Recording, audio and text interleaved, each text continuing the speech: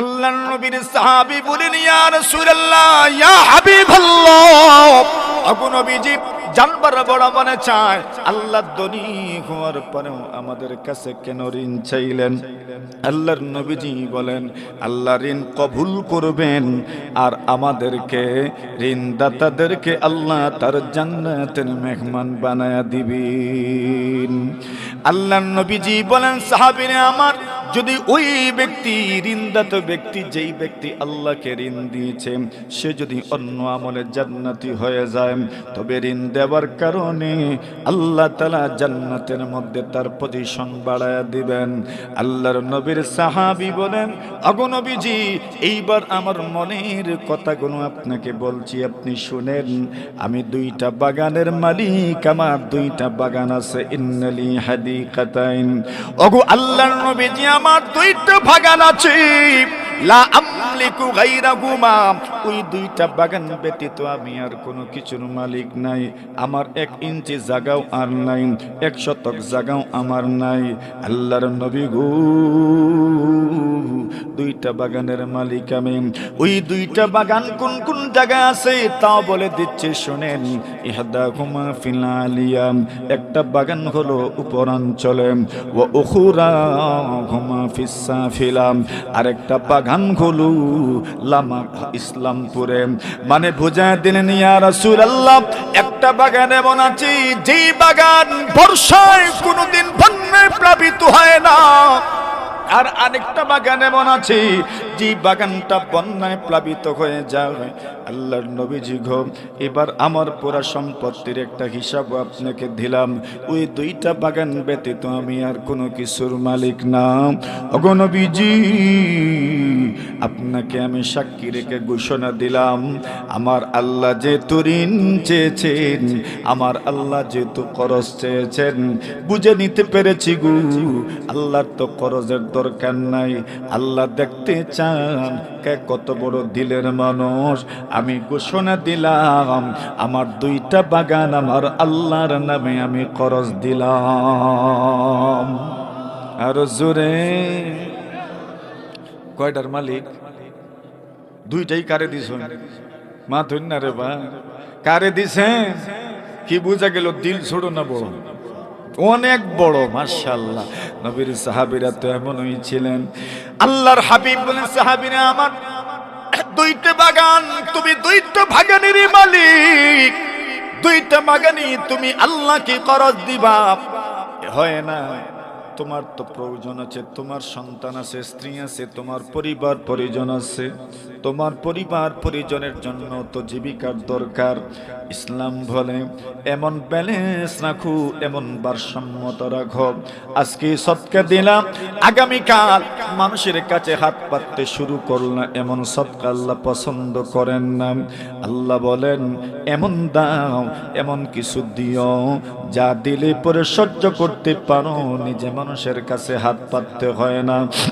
আল্লাহর নবীজি সাল্লাল্লাহু আলাইহি ওয়াসাল্লাম বলেন, সাহাবীরা আমার, ইজআল ইহদাকুমা কারদান লিল্লাহ, একটা বাগান তুমি আল্লাহকে খরচ দিয়ে দাও। ওয়াজাল উখরাহুমা মাইশাতান লাকা ওয়া লি আহলিকা ওয়া লি ইয়ালিক, আরেকটা বাগান তুমি তোমার জন্য, তোমার পরিবার পরিজনের জন্য, সন্তানাদের জন্য, তোমার জন্য যেন জীবিকার ব্যবস্থা হয়ে যায়, এই জন্য তুমি রেখে দাও। জোরে বলেন সুবহানাল্লাহ। আল্লাহর নবীজির পরামর্শ শুনলেন আর বলেন, ওগো নবীজি, আপনি পরামর্শ দিয়েছেন 2টা বাগান আল্লাহর রাস্তায় খরচ না দেওয়ার জন্য, একটা বাগান খরচ দেওয়ার জন্য বলেছেন। নবীজি গো, আপনাকে আরেকটা কথা জানায়া দেই, আরেকটা ইনফরমেশন আপনাকে দেই। আমার যে 2টা বাগান, এই 2টা বাগানের মধ্যে একটা বাগান এমন যে বাগানের মধ্যে 600 খেজুর গাছ আছে। আরো জোরে, আরো জোরে। যারা আরব আছেন তারা তো জানেন এক একটা খেজুর গাছের কি পরিমাণ মূল্য, এক একটা খেজুর গাছ থেকে কি পরিমাণ আয় হয়, এক একটা খেজুর গাছকে খেজুর ধরার পর্যায়ে নিয়ে যেতে কি পরিমাণ ব্যয় করতে হয়। 10টা বছর চলে যায়, 12 বছর 15 বছর চলে যায়, এরপরে গাছে গিয়ে খেজুর ধরে, এর আগে খেজুর ধরে না। আল্লাহর নবী বিশ্ব নবীজি মুহাম্মদুর রাসূলুল্লাহ সাল্লাল্লাহু আলাইহি ওয়াসাল্লামকে উনি বলেন, আল্লাহর নবীজি গো, আমার একটা বাগানে 600 খেজুর গাছ আছে, 600 খেজুর গাছ। জোরে জোরে বলেন সুবহানাল্লাহ। ওগো আল্লাহর হাবিব, আমি আপনাকে সাক্ষী রেখে ঘোষণা দিলাম, আমার যে বাগানে 600 খেজুর গাছ আছে, ওই 600 খেজুর গাছওয়ালা বাগান আমি আল্লাহর নামে এই মুহূর্তে আপনাকে সাক্ষী রেখে করজ দিয়ে দিলাম। मैं सूरत यूसुफ का नहीं चाहने वाला, मैं सूरत यूसुफ का नहीं चाहने वाला, मैं कैस के मानिंद नहीं आशिक लैला, मैं कैस के मानिंद नहीं आशिक लैला, मैं तालिब मौला हूँ मेरे इश्क निराला, मैं तालिब मौला गो मेरे इश्क निराला, है जुमला जगह जिनकी तजल्ली से उजाला, है जुमला जगह जिनकी तजल्ली से उजाला, ला इलाहा इल्लल्लाह, ला इलाहा इल्लल्लाह, ला इलाहा इल्लल्लाह, मुहम्मदुर रसूलुल्लाह।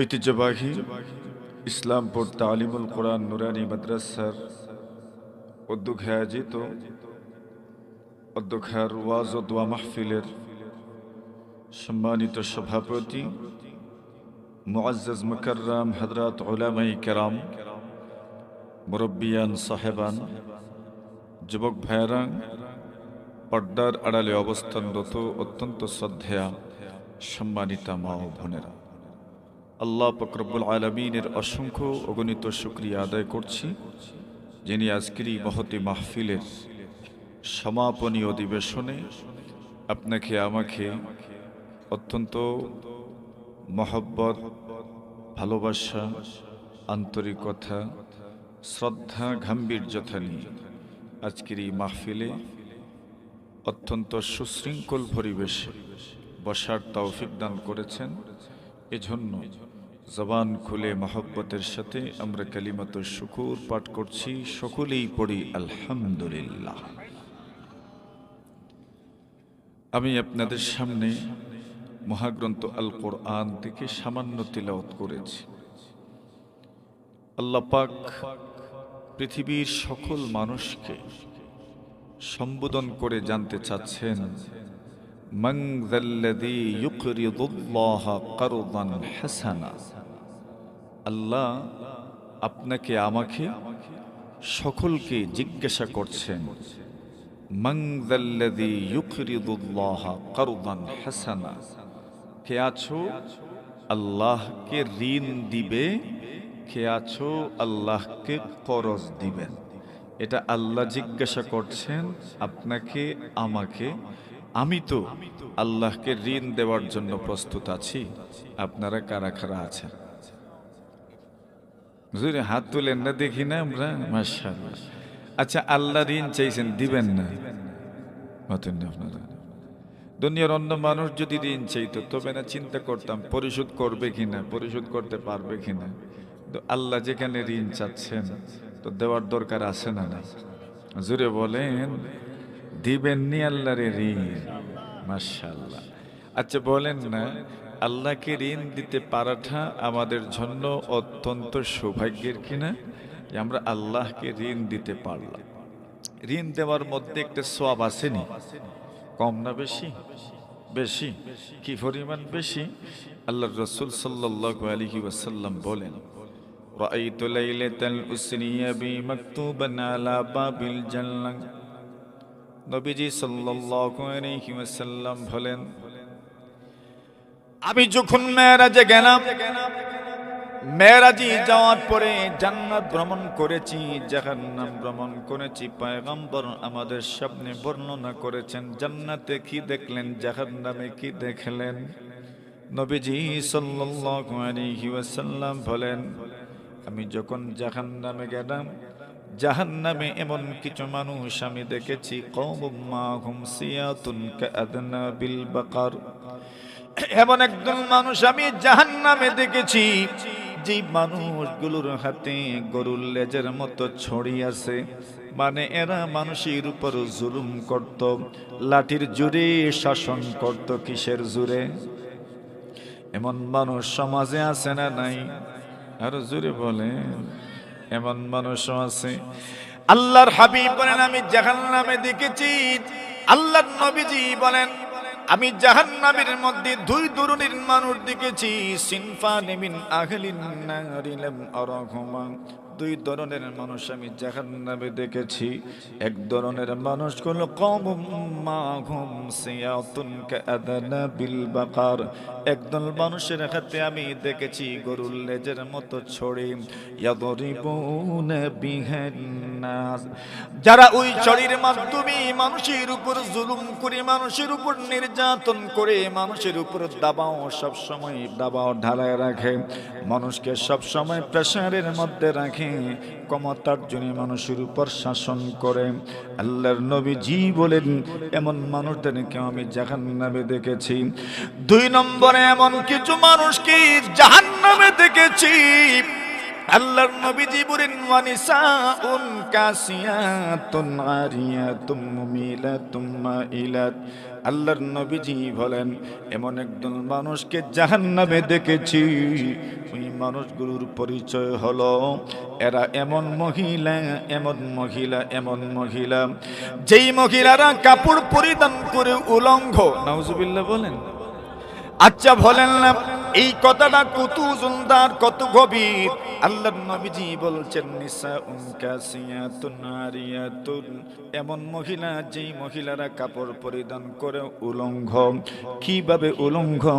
মুফাসসিরিনে কেরাম, মুহাদ্দিসিনে কেরাম বলেন, এরা টাইট ফিট পোশাক পরিধান করে, শর্টকাট পোশাক পরিধান করে, হালকা পাতলা পোশাক পরিধান করে।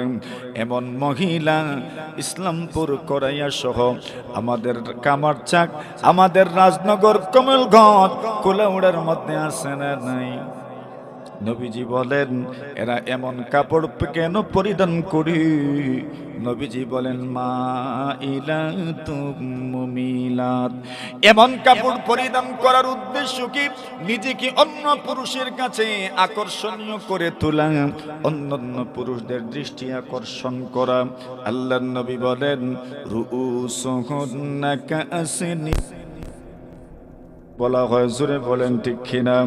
আল্লাহর নবীজি বলেন, ওই মহিলাদের একটা পরিচয় হলো, রুউসুহুন্না কাআসনিমাতিল বুখতিল মাইলা। যেমন ভাবে একটা গরুর কুজ আমরা বলি যেমন উঁচা থাকে, উটের কুহান, উটের কুজ এবং উটের গোজ যেমন উঁচা, আল্লাহর নবীজি বলেন এদের মাথাটাও যেন এরকম উঁচা। মানে কাপড় নাই মাথার মধ্যে। আল্লাহর নবীজি বলেন, ওই মহিলারা জান্নাতে প্রবেশ করবে না। লাম ইয়াদখুলনাল জান্নাত। আল্লাহর হাবিব বলেন, জান্নাতে প্রবেশ করবে না। ওয়ালা ইয়াজিদনা রিহাহা।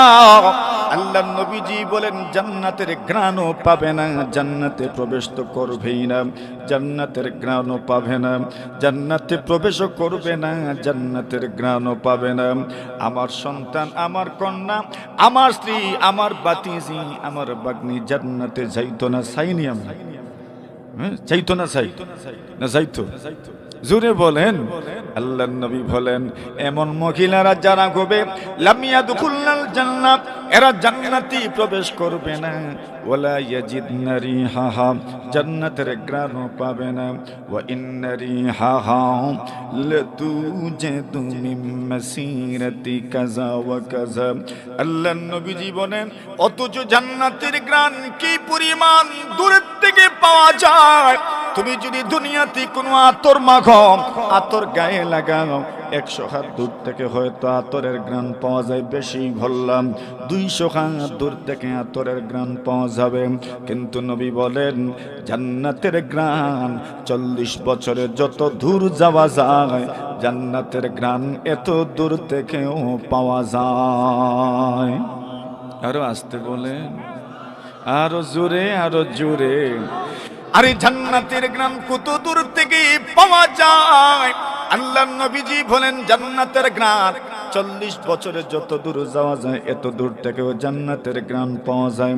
নবীজি জান্নাতের জাহান্নামের কারগুজারি শুনাইলেন।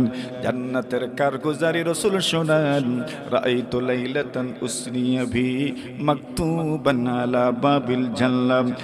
আমি যখন জান্নাতে গেলাম, জান্নাতের দরজার মধ্যে লিখে দেখেছি, আল্লাহ পাক জান্নাতের দরজার মধ্যে লিখে রেখেছেন ইন্না সাদাকাতা বিআশরি আমসালিহা। আল্লাহর কোন বান্দা বান্দি যদি সদকা দিতে পারে তবে তার আমলনামায় 10টা নেকি দেওয়া হয়। ওর আসতে কইছেন যে ঘুম আইছে, কিছু আইছে নি? একবার 2টা হাত উঁচু করে আল্লাহু আকবার, দুই হাত আল্লাহু আকবার। মাশাআল্লাহ, বাস বাস বাস। আল্লাহর হাবিব বলেন আমি জান্নাতের দরজার মধ্যে লিখে দেখেছি, আল্লাহ পাক জান্নাতের দরজার মধ্যে লিখে রেখেছেন ইন্নাস সাদাকাতা বিআশরি আমসালিহা, সদকা দিলে 10টা নেকি দেওয়া হয়। সুবহানাল্লাহ, আস্তানা জুরে। এরপরে বলেন ওয়া ইন্নাল কারদা বিসামানিয়াতা আশার। আল্লাহর নবী বলেন কোন মানুষ যদি ঋণ দিতে পারে, খরচ দিতে পারে, তার আমলনামায় 18টা নেকি দান করা হয়। কতটা? আল্লাহর নবীজি বলেন জিবরিল আমিন, সদকা দিলে তো জীবনও ফেরত আনা যায় না, সদকা দিলে তো কেউ ফেরত আনে না। আজ পর্যন্ত কোন মানুষ সদকা দিল আর ফেরত আনলো এমন আসেনি। কেউ সদকা দিছে ফেরত কেউ আনে নাই, আল্লাহ তাআলা তাকে বাড়ায়া দেন।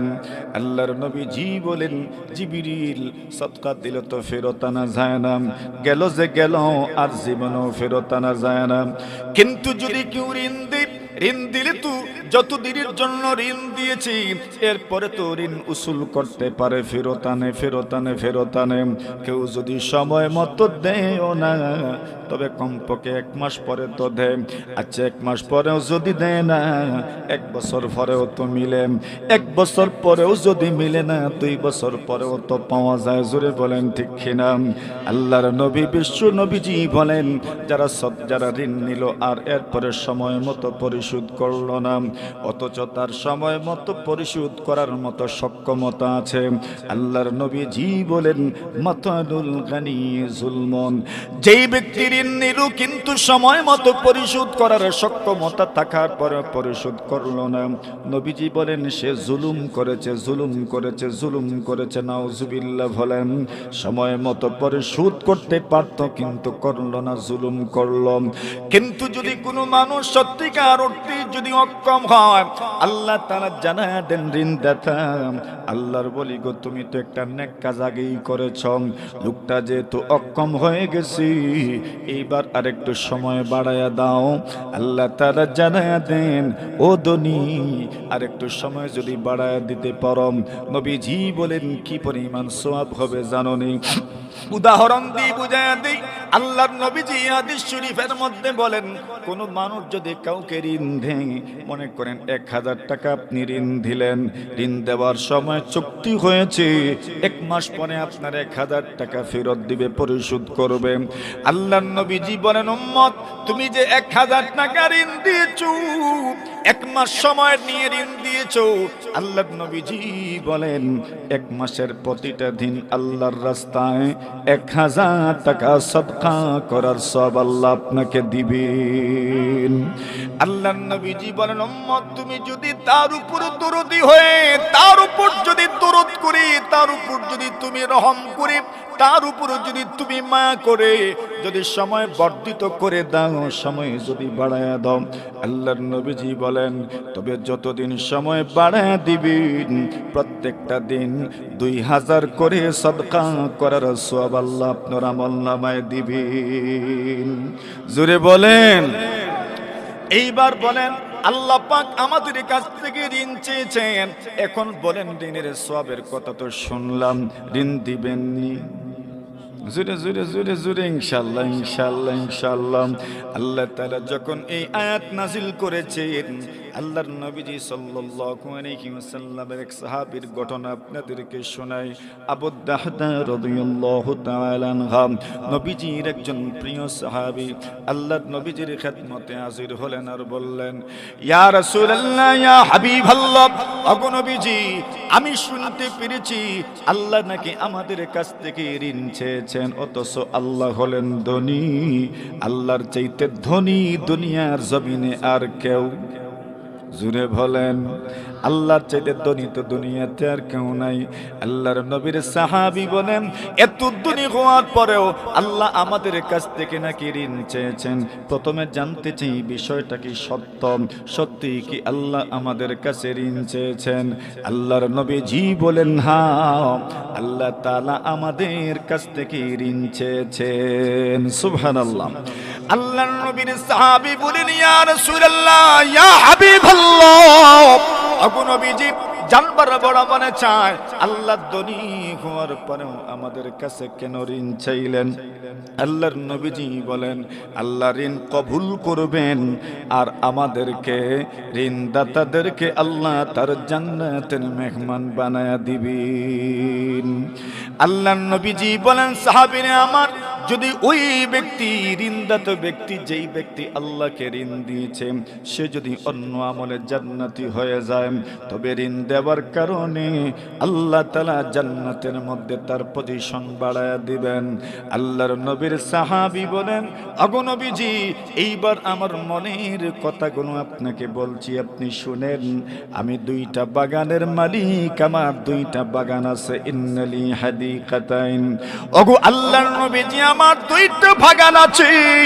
লা আমলিকু গায়রাহুমা, ওই 2টা বাগান ব্যতীত আমি আর কোনো কিছুর মালিক নাই।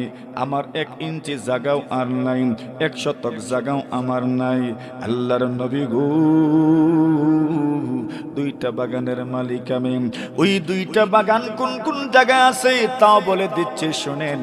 ইহদাহুমা ফিল আলিয়া, একটা বাগান হলো উপরাঞ্চলে, ওয়া উখরাহুমা ফিস সাফিলা, আরেকটা বাগান হলো লামা ইসলামপুরে। মানে বুঝায় দিলেন ইয়া রাসূলুল্লাহ একটা বাগান এমন আছে যেই বাগান বর্ষায় কোনোদিন বন্যায় প্লাবিত হয় না, আর আরেকটা বাগান এমন আছে যে বাগানটা বন্যায় প্লাবিত হয়ে যায়। আল্লাহর নবীজি গো এবার আমার পুরা সম্পত্তির একটা হিসাব আপনাকে দিলাম, ওই 2টা বাগান ব্যতীত আমি আর কোনো কিছুর মালিক না। ওগো নবীজি আপনাকে আমি সাক্ষী রেখে ঘোষণা দিলাম, আমার আল্লাহ যেহেতু ঋণ চেয়েছেন, আমার আল্লাহ যেহেতু খরচ চেয়েছেন, বুঝে নিতে পেরেছি গো আল্লাহর তো খরচের দরকার নাই। আল্লাহ দেখতে চায় চান কে কত বড় দিলের মানুষ? আমি ঘোষণা দিলাম আমার 2টা বাগান আমার আল্লাহর নামে আমি করজ দিলাম। আর জোরে কয়টার মালিক? 2টাই কারে দিছ? মা ধন্য না রে বা, কারে দিছেন? কি বুঝা গেল? দিল ছোট না বড়? অনেক বড়। মাশাআল্লাহ। নবীর সাহাবীরা তো এমনই ছিলেন। আল্লাহর হাবিব বলেন, সাহাবীরা আমার 2টা বাগান, তুমি 2টা বাগানেরই মালিক, 2টা বাগানই তুমি আল্লাহকে করজ দিবা। হয় না? তোমার তো প্রয়োজন আছে, তোমার সন্তান আছে, স্ত্রী আছে, তোমার পরিবার পরিজন আছে, তোমার পরিবার পরিজনের জন্য তো জীবিকার দরকার। ইসলাম বলে এমন ব্যালেন্স রাখো, এমন ভারসাম্যতা রাখো।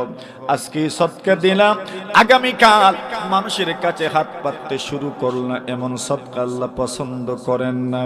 আল্লাহ বলেন এমন দাও, এমন কিছু দিও যা দিলে পরে সহ্য করতে পারো, নিজে মানুষের কাছে হাত পাততে হয় না।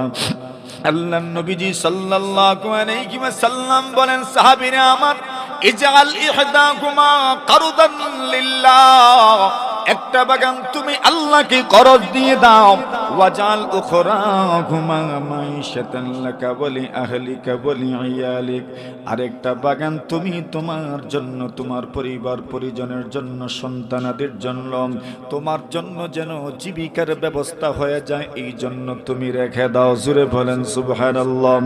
আল্লাহর নবীজির পরামর্শ শুনলেন আর বলেন, ওগো নবীজি, আপনি পরামর্শ দিয়েছেন 2টা বাগান আল্লাহর রাস্তায় খরচ না দেওয়ার জন্য, একটা বাগান খরচ দেওয়ার জন্য বলেছেন। নবীজি গো, আপনাকে আরেকটা কথা জানায়া দেই, আরেকটা ইনফরমেশন আপনাকে দেই। আমার যে 2টা বাগান, এই 2টা বাগানের মধ্যে একটা বাগান এমন, যে বাগানের মধ্যে 600 খেজুর গাছ আছে। আরো জোরে, আরো জোরে। যারা আরব আছেন তারা তো জানেন এক একটা খেজুর গাছের কি পরিমাণ মূল্য, এক একটা খেজুর গাছ থেকে কি পরিমাণ আয় হয়, এক একটা খেজুর গাছকে খেজুর ধরার পর্যায়ে নিয়ে যেতে কি পরিমাণ ব্যয় করতে হয়। 10টা বছর চলে যায়, 12 বছর 15 বছর চলে যায়, এরপরে গাছে গিয়ে খেজুর ধরে, এর আগে খেজুর ধরে না। আল্লাহর নবী বিশ্ব নবীজি মুহাম্মদুর রাসূলুল্লাহ সাল্লাল্লাহু আলাইহি ওয়াসাল্লামকে উনি বলেন, আল্লাহর নবীজি গো, আমার একটা বাগানে 600 খেজুর গাছ আছে, 600 খেজুর গাছ। জোরে জোরে বলেন সুবহানাল্লাহ। ওগো আল্লাহর হাবিব, আমি আপনাকে সাক্ষী রেখে ঘোষণা দিলাম, আমার যে বাগানে 600 খেজুর গাছ আছে, ওই 600 খেজুর গাছওয়ালা বাগান আমি আল্লাহর নামে এই মুহূর্তে আপনাকে সাক্ষী রেখে খরচ দিয়ে দিলাম। আর জোরে, কত খেজুর গাছ আছে? এইবার আল্লাহর নবীর সাহাবী বলেন, ইয়া রাসূলুল্লাহ, ইয়া হাবিবাল্লাহ, আল্লাহর নবীজি গো, আমার বাগানে তো আমার স্ত্রী, আমার সন্তানেরা আছেন। আরবের মানুষ, এরা যখন খেজুর পাকার সময় চলে আসে, এরা খেজুর খাবার জন্য নিজে বাগানে চলে যায়, স্ত্রী সন্তান নিয়ে বাগানে চলে যায়। বনভোজন হয়ে গেল, পিকনিকও হয়ে গেল, পর্যটনও হয়ে গেল, ঘোরাঘুরিও হয়ে গেল। মাঝে মধ্যে আমাদেরও তো মনে চায় গাছের থেকে পেড়ে পেড়ে আম খাওয়ার স্বাদ আলাদা। জুড়ে বলেন ঠিক কিনা? আম কেটে দিলে ওইটা খাবার স্বাদ একরকম, আর মুখ দিয়া সুলাইয়া খাবার স্বাদ আরেক জাতর স্বাদ। জুড়ে বলেন ঠিক কিনা? এজন্য মুখ দিয়া সুলাইয়া যদি খাওয়া যায়, এর মধ্যে মজা বেশি লাগে। টুকরা টুকরা করে দিলেও মজা লাগে ঠিক, কিন্তু ছোটবেলায় যেভাবে মুখ দিয়া সুলাইয়া খাইতে মজা লাগতো, এখনো মুখ দিয়া সুলাইয়া যদি খাওয়া যায় তবে মজা লাগে। জুড়ে বলেন ঠিক কিনা? আল্লাহর ওলি গাছের থেকে পেড়ে পেড়ে খাওয়া, এর মধ্যে অন্যরকম একটা অনুভূতি আছে। আল্লাহর নবীজি সাল্লাল্লাহু আলাইহি ওয়াসাল্লাম ওয়াসাল্লামের সাহাবী বলেন, ইয়া রাসূলুল্লাহ, আমার স্ত্রী সন্তান বাগানের ভিতরে, আল্লাহকে তো করজ দিয়ে দিলাম, করজ দিয়ে দেওয়ার পরে আমার বাগান থেকে যদি আমার সন্তান আমার স্ত্রীরা খায়, তবে আল্লাহকে দেওয়া করজ দেওয়া বাগান থেকে তারা খাইল, তাদের জন্য তা উচিত হবে না। এই জন্য আমি একটু বাগানে যাই, এদেরকে বাগান থেকে বের করে নিয়ে আসি। আল্লাহর নবীজি বললেন যাও। উনি বাগানে গেলেন, দূর থেকেই স্ত্রীকে সম্বোধন করে বলছেন, প্রিয়তমা গো, তুমি তো বাগানের ভিতরে আসো, তুমি বাগান থেকে বের হয়ে যাও, বাগান থেকে তুমি বের হয়ে যাও। কেন জানো নি গো, ওই বাগানটা এই মুহূর্তে আমি আমার আল্লাহর নামে করজ দিয়ে এসেছি। হাদাকি রব্বি সুবুলার রাশাদি ইলা সাবিলিল খাইরি ওয়াস সাদাদি বিনি মিনাল হাইতি বিল বিদাদি ফাকাদ মাযা মিন্না কারদান ইলা التنادي أقرضته الله على اعتمادي بالطوع لا من ولا ارتداد إلا رجاء الضعف في المعاد فارتحلي بالنفس والأولاد البر لا شك فخير زادي قدمه المرء إلى المعادي। আল্লাহর বান্দা দূর থেকে ডাক দিলেন, আরবিতে কবিতা আবৃত্তি করলেন, স্ত্রীকে বললেন, প্রিয়তমা গো আমার, আল্লাহ যেন তোমাকে সঠিক পথের দিশা দেন, তুমি যেন সঠিক পথে পরিচালিত হতে পারো। বাগান থেকে স্বতঃস্ফূর্ত বের হয়ে যাও, বাগান তো আল্লাহর নামে করজ দিয়েছি। আল্লাহকে কেন করজ দিলাম? দুনিয়ার কোনো মানুষের প্ররোচনায় নয়, দুনিয়ার কোনো মানুষের চাপে নয়, স্বতঃস্ফূর্তভাবে করজ দিয়েছি। কেন দিয়েছি জানোনি? পরকালে যেন হাজার হাজার কোটি কোটি গুণ বেশি পাই। সুবহানাল্লাহ বলেন। এখন বলেন, উনি করজ দিয়েছেন আল্লাহর স্ত্রীকে, বললেন স্ত্রীও মাশাআল্লাহ যেমন স্বামী এমন স্ত্রী। স্ত্রী বলেন সন্তানদেরকে বাগান থেকে বের করে নিয়ে আসেন, সন্তানদের মুখেও খেজুর, হাতেও খেজুর, 2 হাত ভরা খেজুরে উনি খেজুরগুলো হাত থেকে ফেলে দেন আর বলেন, আরে বাগান তোমাদের আব্বা আল্লাহকে করজ দিয়েছেন, ওই বাগানের খেজুর আর খাওয়া যাবে না, খেজুর ফেলে দাও। আর স্বামীকে সম্বোধন করে বলেন, স্বামী আমার, আজ পর্যন্ত যত লেনদেন করছেন, আজকের লেনদেনের চাইতে লাভজনক কোন লেনদেন হয় না। আরো জোরে বলেন। ওনারা বের হয়ে গেলেন, উনিও রাসূলুল্লাহ সাল্লাল্লাহু আলাইহি ওয়াসাল্লামের খেদমতের উদ্দেশ্যে রওনা হয়ে গেলেন। আল্লাহর নবীজির সামনে গেলেন।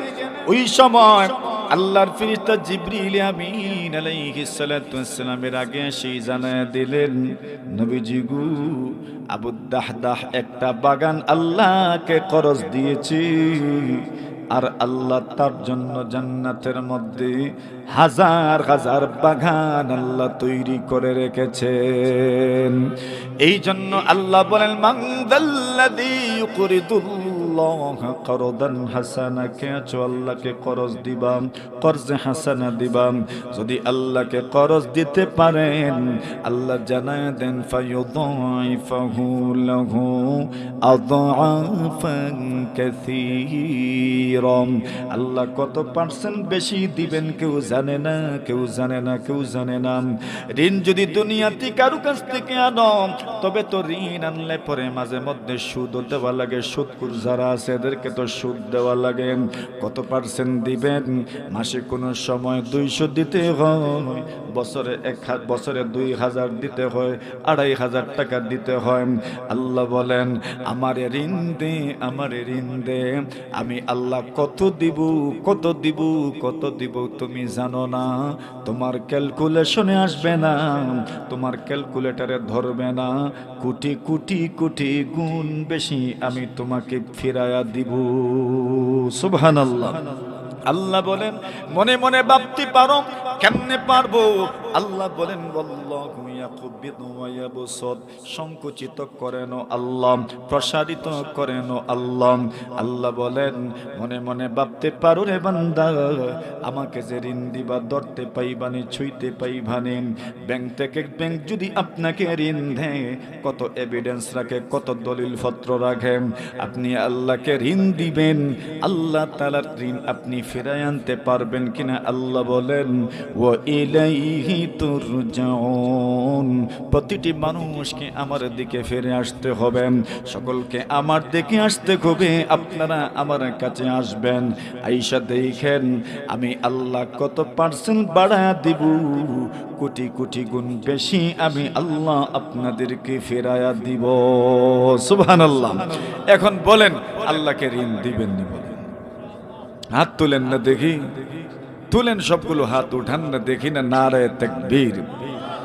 এখন হাত নামায়েন না, একটু কষ্ট করে রাখেন।